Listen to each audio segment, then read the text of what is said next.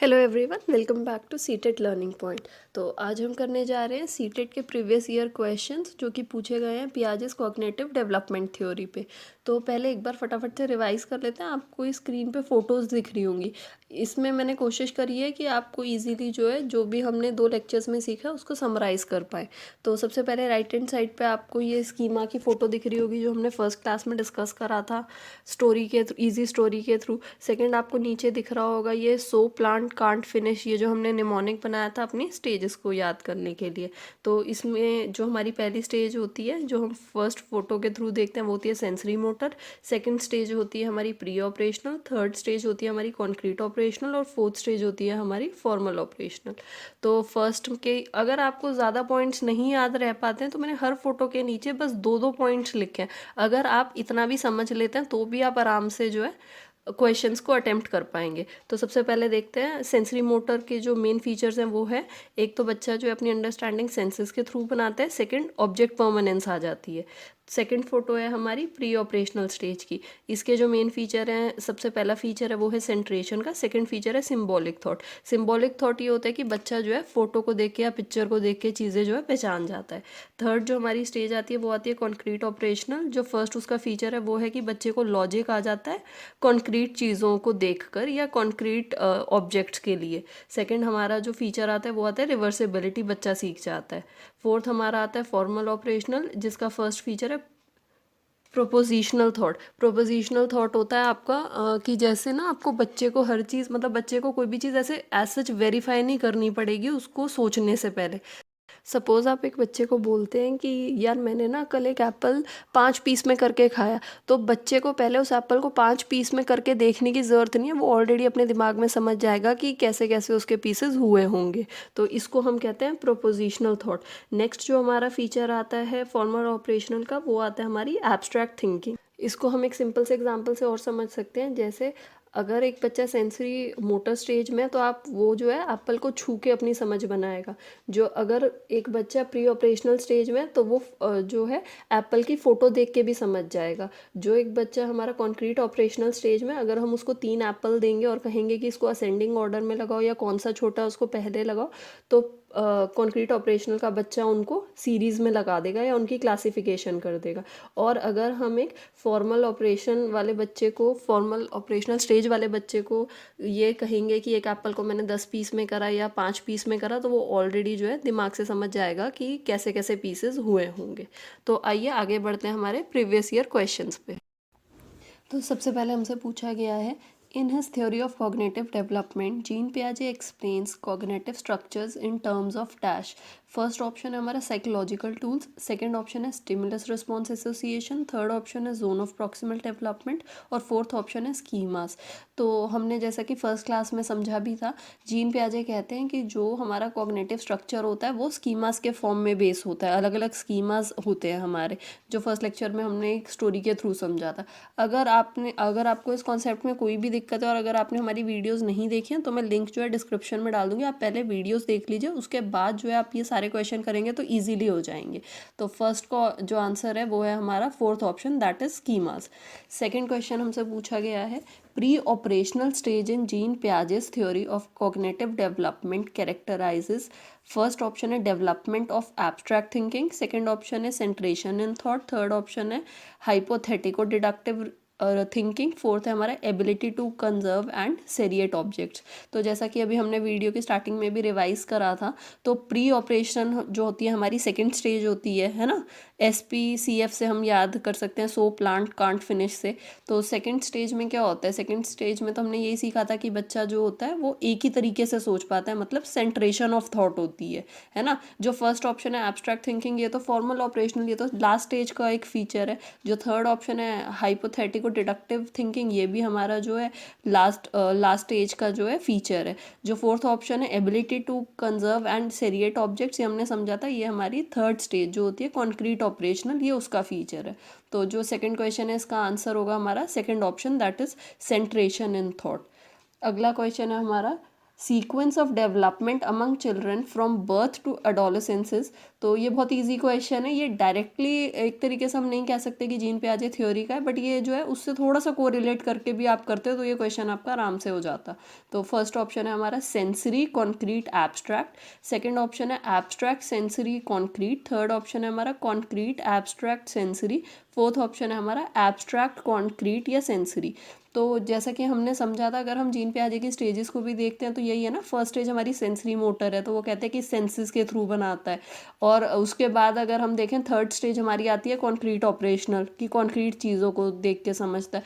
और जो हमारी फोर्थ स्टेज थी वो होती है हमारी फॉर्मल ऑपरेशनल, उसमें हमने देखा था कि एब्स्ट्रैक्ट चीज़ों को लेके जो है बच्चा जो है एब्स्ट्रैक्ट थिंकिंग डेवलप कर लेता है। तो जो सही सीक्वेंस होगा वो हमारा होगा option number 1, that is sensory concrete abstract. ठीक है, पहले बच्चा सेंसेस से अपनी अंडरस्टैंडिंग बनाएगा, फिर कॉन्क्रीट चीज़ों से, और फिर जो है उसको एब्स्ट्रैक्ट थिंकिंग भी आ जाएगी।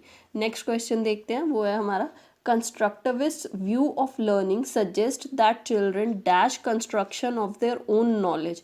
तो ये भी हमने समझा था। कंस्ट्रक्टिविस्ट वैसे एक अलग चैप्टर होता है हमारा जिसमें हम ये सारा बिहेवियरलिस्ट और कंस्ट्रक्टिविस्ट वगैरह का अलग अलग हम क्लासिफिकेशन समझते हैं। बट जैसा कि मैंने सबसे पहली वीडियो में भी आपको समझाया था कि जीन पियाजे वॉज अ रेडिकल कंस्ट्रक्टिविस्ट, तो उसमें हमने सारा कंस्ट्रक्टिविस्ट का मतलब समझा था।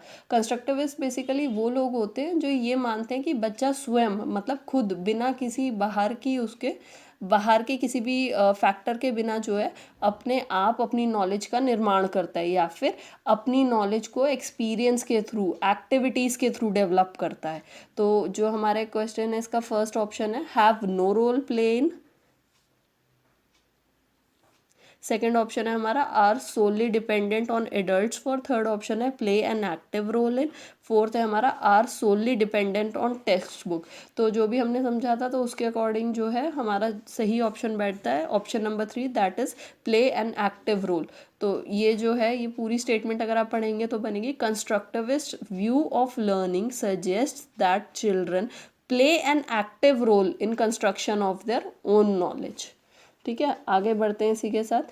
नेक्स्ट क्वेश्चन आता है हमारा, अकॉर्डिंग टू जीन पियाजे children in formal operational stage, option number 1 है are capable of hypothetico deductive reasoning and propositional thought, second option आता है हमारा are bound by centration and irreversibility of thought, third आता है cannot conserve classify and seriate, fourth option हमारा आता है begin to engage in make believe and symbolic play.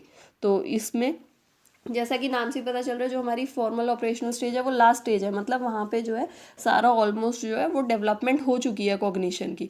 तो इसका जो आंसर बनेगा वो बनेगा ऑप्शन नंबर 1, कि अकॉर्डिंग टू जीन पियाजे children in formal operational stage are capable of hypothetico deductive reasoning and propositional thought. Next हमारा क्वेश्चन आता है, which of the following theorists propose that children thinking is qualitatively different from that of adults। ये भी हमने first video का lecture हमने सुना था तो उसमें देखा था ना कि जीन पियाजे ने कहा था कि बच्चे भी हैं उतना ही सोचते हैं जितना एक एडल्ट सोचता है। सपोज अगर एडल्ट 10 बातें सोचता है तो बच्चा भी 10 बातें सोचता है, बट फ़र्क कहाँ आता है, फ़र्क आता है कि बच्चा अलग चीज़ें सोचता है और एडल्ट अलग चीज़ें सोचता है। तो इस क्वेश्चन में भी हमसे यही पूछा गया है ना कि कौन से थ्योरिस्ट ने ये कहा है कि जो बच्चे की थिंकिंग है वो अलग है एडल्ट की थिंकिंग से। इसमें आप ध्यान देना, ये नहीं कहा है कि कम है, इसमें कहा है कि क्वालिटी अलग है, मतलब चीज़ें अलग अलग हैं। तो इसका भी जो सही ऑप्शन बनेगा वो बनेगा option number 1, that is Jean पियाजे। नेक्स्ट क्वेश्चन है हमारा, which of the following statements about learning is correct from a constructivist perspective. First option है हमारा learning is the process of reproduction and recall, second option है हमारा learning is the process of rote memorization, third option है हमारा learning is conditioning of behaviour by repetitive association, fourth option है हमारा learning is the process of construction of knowledge by active engagement. तो constructivist की जब हम बात करते हैं तो मैंने जैसा कि आपको पहले भी बताया हुआ है। तो ये कहते हैं कि बच्चे अपनी जो भी नॉलेज है उसका निर्माण खुद करते हैं थ्रू एक्टिविटी, ठीक है। तो यहाँ पे और वैसे भी अगर हम जनरल सेंस में भी बात करें तो हमारा करिकुलम है या फिर जो हमारा करिकुलम फ्रेमवर्क है वो कहीं पे भी ऐसा नहीं कहता है कि बच्चों को बस रटवाए जाओ। ये तो आप खुद भी देखोगे ना, अगर कोई सिर्फ आपको एक चीज़ रटवाता रहेगा तो उसमें वो आपको याद भी नहीं होगी और उतना मज़ा भी नहीं आएगा। जबकि आप वही चीज़ कुछ एक्टिविटी करके सीखोगे तो एक तो जो है वो काफ़ी टाइम तक आपके दिमाग में एक्टिविटी की तरह याद रहेगी और प्लस वो करने से आपको सीखने को मिलेगा। तो इसीलिए जो फर्स्ट ऑप्शन है तो वैसे ही हमारा जो है गलत हो जाता है।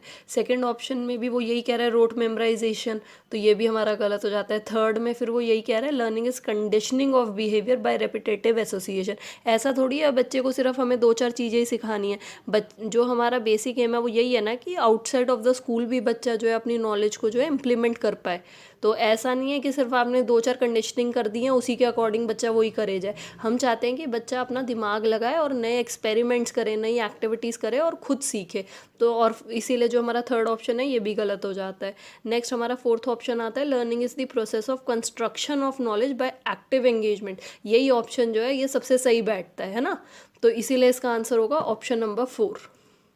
नेक्स्ट क्वेश्चन है हमारा in the constructivist framework learning is primarily number 1 based on rote memorization, second centered around reinforcement, third option acquired through conditioning, fourth option focused on the process of meaning making।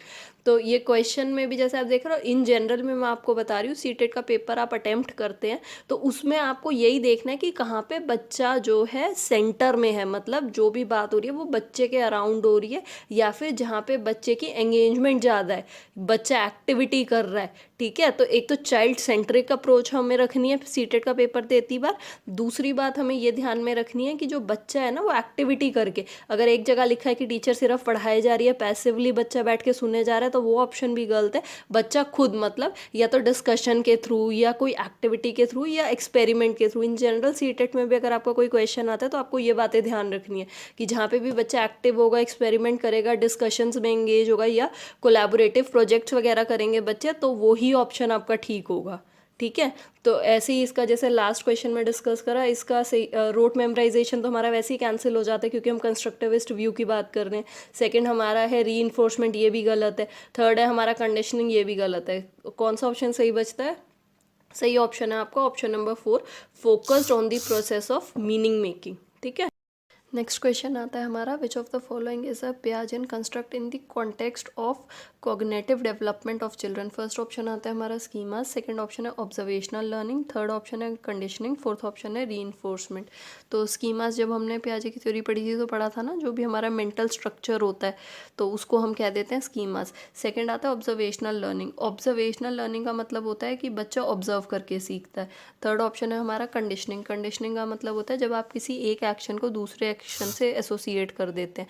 जैसे अगर आपने देखा होगा ना कि जैसे हमें खाने की खुशबू आती है तो हमारे मुंह में वो आ जाता है, थूक आ जाता है ना, लाल आ जाती है, तो वो है कंडीशनिंग, ठीक है। एक एक्शन से यानी कि स्मेल से जो है एक इनवॉलेंट्री एक्शन हमारा एसोसिएट हो गया है, दैट इज सैलिवेटिंग। फोर्थ ऑप्शन है हमारा रीएनफोर्समेंट। रीएनफोर्स होता है कि जैसे बच्चे के एक टेस्ट में अच्छे नंबर है, उसने अच्छी पढ़ाई करी, उसके बाद आपने उसको एक टॉफ़ी दे दी, तो बच्चे को क्या लगेगा, यार मैं अगले टेस्ट में भी अच्छे नंबर लाऊंगा तो मेरे को टॉफ़ी मिलेगी, तो मैं अच्छे से पढ़ाई करूंगा। तो आपने क्या करा, एक तरीके से रीएनफोर्स करा है उस बच्चे को। वो अलग इशू है कि ये वो है इंट्रिंसिक मोटिवेशन है या एक्सट्रिंसिक है, बट वैसे रीइंफोर्समेंट का मोटा मोटा समझे तो यही मतलब होता है। तो अब अगर हम इस क्वेश्चन को देखें तो पियाजे ने तो यही कहा है ना कि जो हमारी कॉग्निटिव डेवलपमेंट होती है बच्चे की वो कैसे होती है, वो स्कीमास डेवलप करके होती है। तो इस क्वेश्चन का सही आंसर है option number 1 that is schemas. Next question है हमारा which of the following behaviours characterize the concrete operational stage as proposed by Jean पियाजे।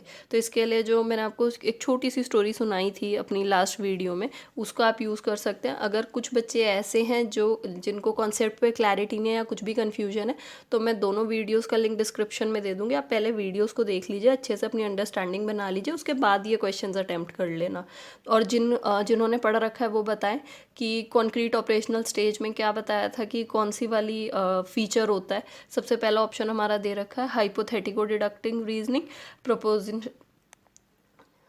Prepositional thought, second option है हमारा conservation, class inclusion, third option है हमारा deferred imitation, object permanence, fourth option है make believe play और irreversibility of thought. तो जैसा कि हमने निमोनिक बनाया था, सो प्लांट कांट फिनिश, तो थर्ड स्टेज है, ठीक है।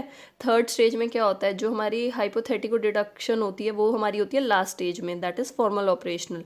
सेकंड ऑप्शन को भी रहने देते हैं। जो हमारा थर्ड ऑप्शन है वो है डेफर्ड इमिटेशन, ऑब्जेक्ट परमानेंस।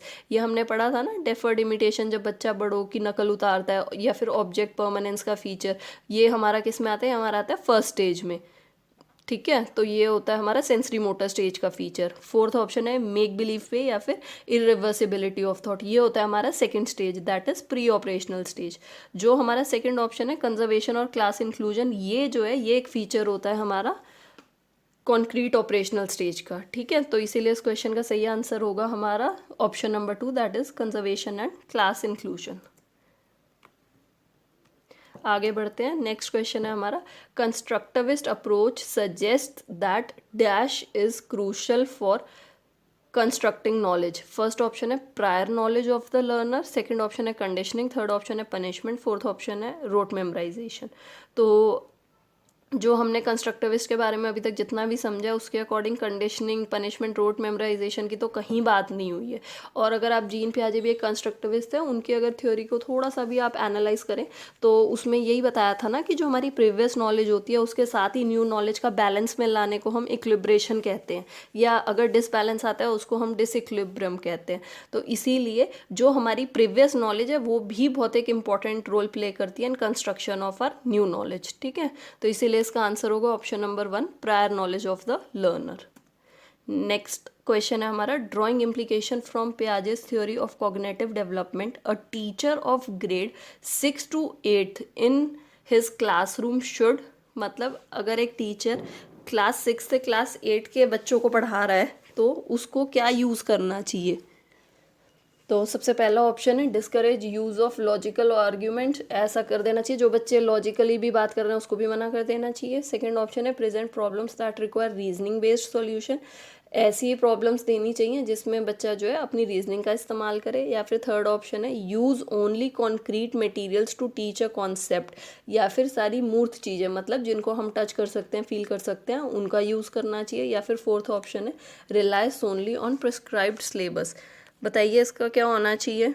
अगर आप ध्यान से देखेंगे तो ग्रेड 6 to 8 की बात हुई है, और हमें पता है जो हमारा फर्स्ट क्लास का बच्चा होता है वो लगभग 5 साल के अराउंड होता है।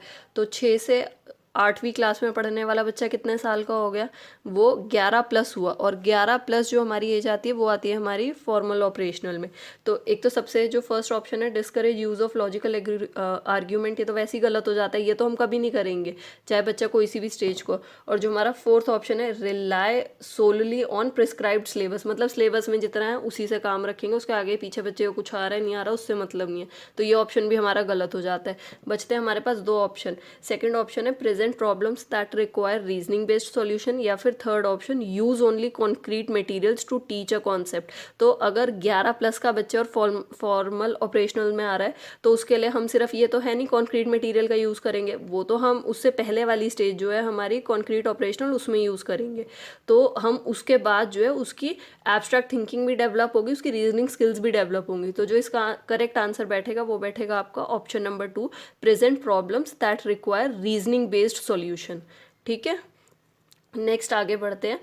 According to Jean Piaget's theory of cognitive development, hypothetical deductive reasoning develops during. तो फर्स्ट ऑप्शन है sensory motor stage, second option है pre operational stage, third option है हमारा कॉन्क्रीट ऑपरेशनल स्टेज, या फिर फोर्थ ऑप्शन है हमारा फॉर्मल ऑपरेशनल स्टेज। तो ये हम वैसे भी बहुत बार पढ़ चुके हैं अब तक, तो आपको थोड़ी थोड़ी चीज़ें दिमाग में बैठ गई होंगी। इसका आंसर होगा हमारा option number 4, that is formal operational stage, ठीक है। आगे बढ़ते हैं। नेक्स्ट क्वेश्चन है हमारा, which one of the following statements can not be attributed to Piaget's theory. Option number 1 है development occurs in qualitative stages, second option है हमारा children construct and use knowledge about their world, third place है हमारा learning takes place through constant practice, fourth option है हमारा children act on their environment. तो अब इसमें क्या है, एक तो सबसे पहले आपको ध्यान रखना है कैन पूछा है या कैन नॉट पूछा है, ठीक है। ऐसा ना हो कि कभी पूछा ये हो कि इनमें से कौन सा सही नहीं है और आप फटाफट जल्दबाजी में ऑप्शन वो लगाए हैं जो सही है। तो इसमें लिखा है कि कौन सी ऐसी स्टेटमेंट है जो पियाजे की थ्योरी से हम डिटरमाइन नहीं कर सकते। तो सबसे पहला तो जो है हमारा, development occurs in qualitative stages, तो ये तो है ही ना, क्वालिटेटिव स्टेजेस में होता है, ये तो बताया ही गया है, तभी तो स्टेजेस दी गई हैं। सेकंड जो हमारा पॉइंट है वो है children construct and use knowledge about their world, ये भी ठीक है कि बच्चा खुद अपनी नॉलेज का निर्माण करते हैं। थर्ड ऑप्शन जो है हमारा वो है learning takes place through constant practice, कि जो लर्निंग होती है वो हमारी कॉन्स्टेंट प्रैक्टिस से आती है, ऐसी कहीं बात तो कही नहीं गई है। फोर्थ ऑप्शन फिर भी आगे देख लेते हैं एक बारी। फोर्थ ऑप्शन है हमारा children act on their environment, यही है ना, बच्चा अपने वातावरण से एक्टिविटी करता है या एक्सपीरियंस डेवलप करता है, उसी के अकॉर्डिंग उसकी समझ बनती है। तो इसका जो सही ऑप्शन होगा वो होगा ऑप्शन नंबर 3, क्योंकि गलत ऑप्शन पूछा है और गलत थर्ड वाला ऑप्शन ही है। ठीक है, तो इसका सही ऑप्शन है option number 3, learning takes place through constant practice. ऐसी बात जीन पियाजे की थ्योरी में कहीं नहीं कही गई है। ठीक है, आगे बढ़ते हैं। नेक्स्ट क्वेश्चन है हमारा, according to Piaget, specific psychological structures, organized ways of making sense of experience are called।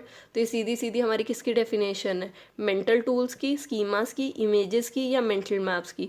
तो सीधी सीधी हमारी डेफिनेशन बैठती है स्कीमास की।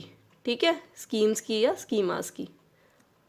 आगे बढ़ते हैं। नेक्स्ट क्वेश्चन है, in the constructivist frame child is viewed as, option number 1 miniature adult who is less than adult in all aspect such as size, cognition, emotions.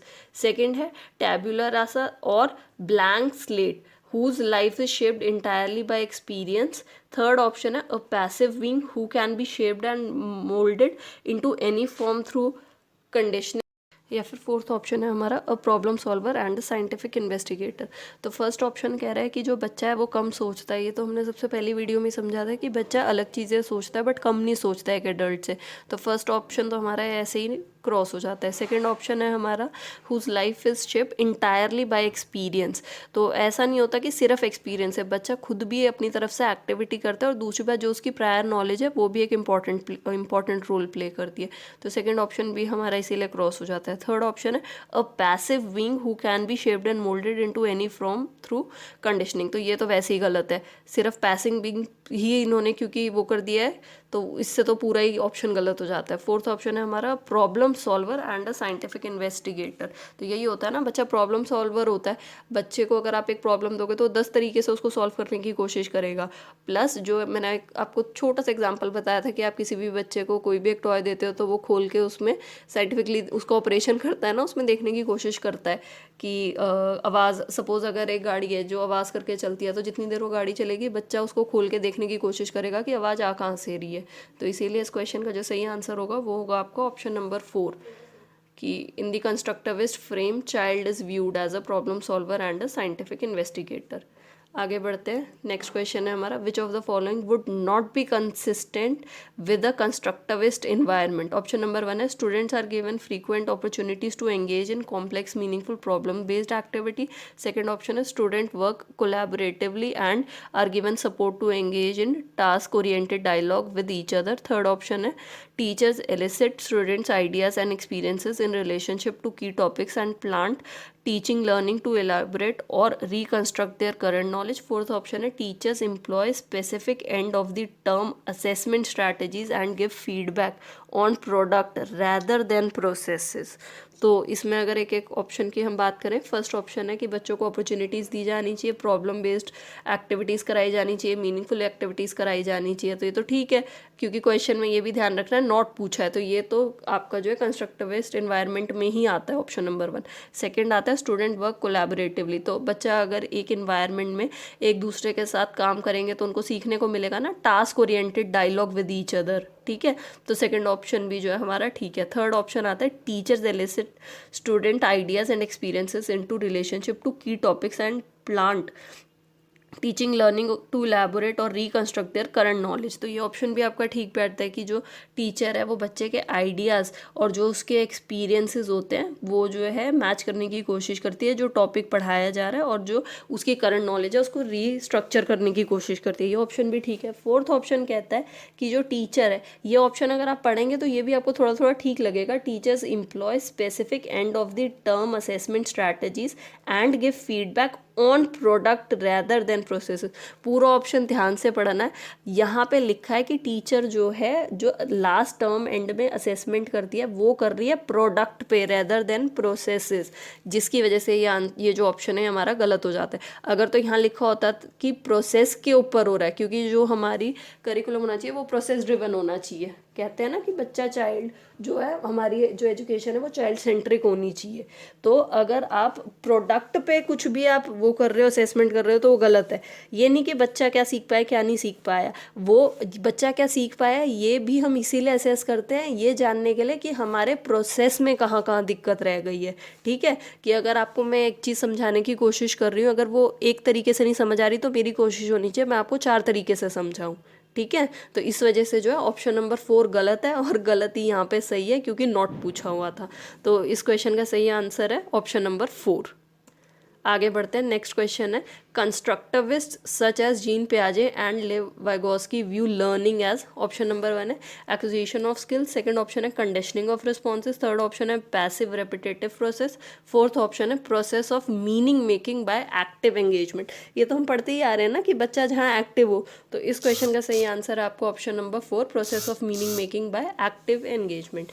First option है कि बच्चे को सिर्फ स्किल सिखा दिए जाए, सेकंड ऑप्शन है कंडीशनिंग कर दी जाए रिस्पॉन्सेज की कि ठीक है आपने जो भी पढ़ा है बच्चा हाँ हाँ हाँ हाँ हाँ जी समझ आ गया यही बोलता रहे। थर्ड ऑप्शन है पैसिव रिपीटेटिव प्रोसेस, वही कि आप तोते की तरह बच्चे को रटवाए जाएं। ठीक है, कि इसके बाद ये इसके बाद ये इसके बाद ये, और बच्चे को समझ आ रहा है, उसको मतलब वो चीज़ के साथ इंटरेक्ट कर पा रहा है, उसको समझ आ रहा है कि सही है गलत है, वो नहीं बस आप रटवाए जा रहे हैं। तो ये शुरू के तीनों ऑप्शन गलत हो जाते हैं, इसीलिए जो हमारा सही ऑप्शन है वो है option number 4 process of meaning making by active engagement. Next question है हमारा one of the major accomplishments of concrete operational stages.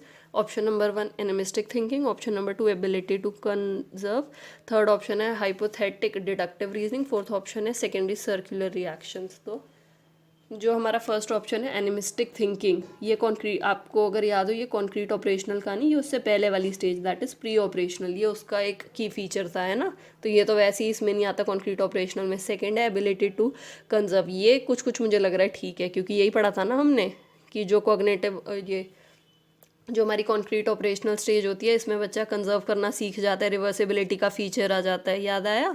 तो उसके बाद नेक्स्ट ऑप्शन है थर्ड हाइपोथेटिक डिडक्टिव रीजनिंग, ये हमारा जो फीचर होता है ये होता है fourth stage that is formal operational. और जो हमारा लास्ट है सेकेंडरी सर्कुलर रिएक्शन, ये हमारा फीचर होता है, ये होता है हमारा सेंसरी मोटर स्टेज का। तो जो इसका सही आंसर है वो है option number 2 ability to conserve. आगे बढ़ते हैं। नेक्स्ट क्वेश्चन है which one of the following is not a limitation of the pre operational thought. First है टेंडेंसी टू कंसंट्रेट, सेकंड है development of the symbolic thought, third है egocentric, fourth है हमारा irreversibility.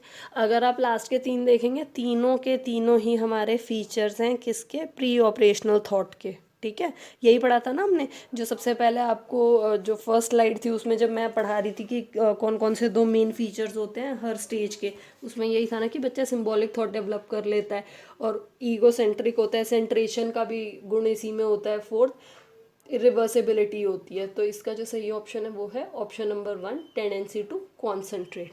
ठीक है, तो आज के लिए इतना ही रखेंगे।